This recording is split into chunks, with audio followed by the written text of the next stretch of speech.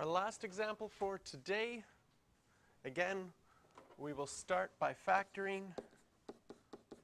The bottom is a difference of squares.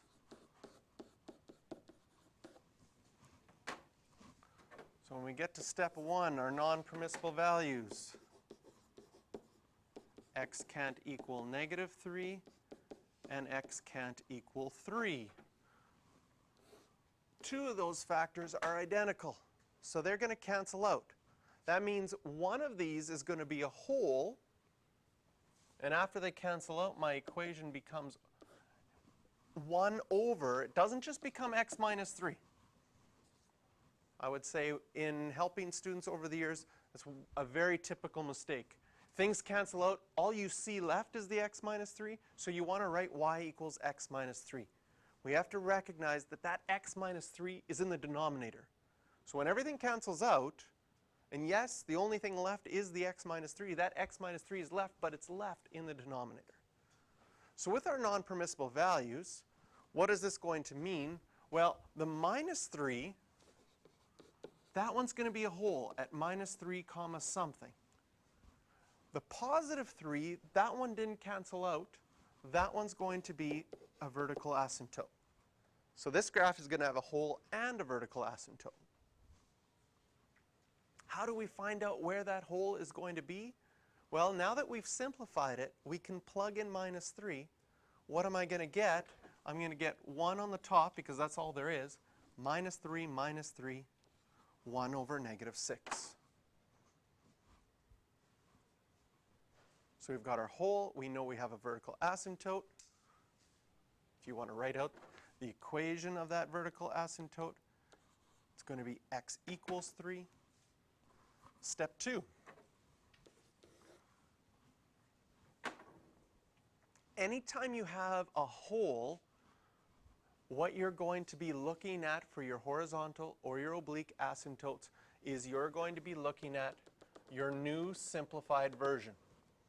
So based off my new simplified version, what's the highest power? It's an x. How many x's are on the top? There are none. How many x's on the bottom? There's 1. What does that simplify to? So we have a horizontal asymptote at y equals 0.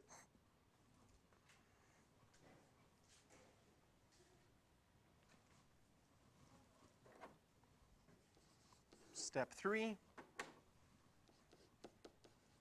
y-intercept, if you plug in 0 for x, you're going to get 1 over -3.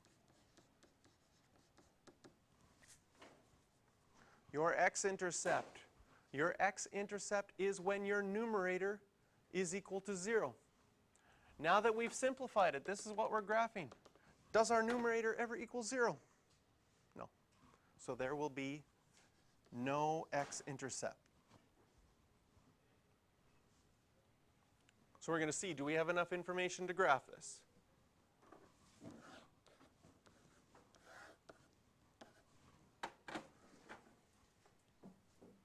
We've got a vertical asymptote at x equals 3.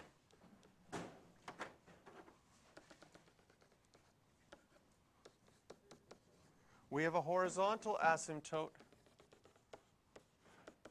at y equals 0.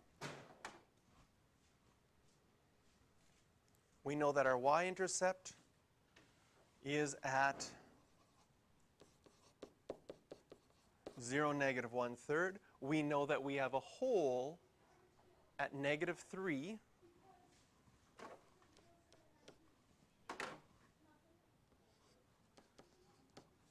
(-1/6).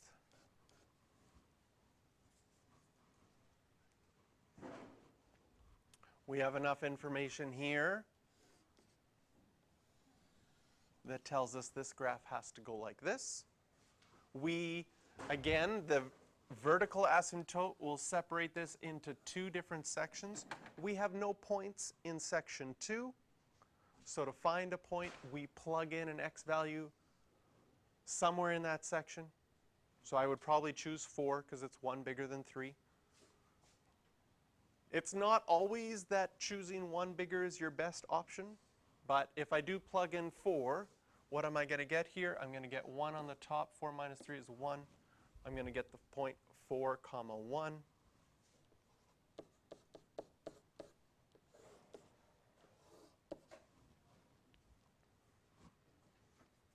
And so we have a graph that has a hole, and it has asymptotes, vertical and horizontal.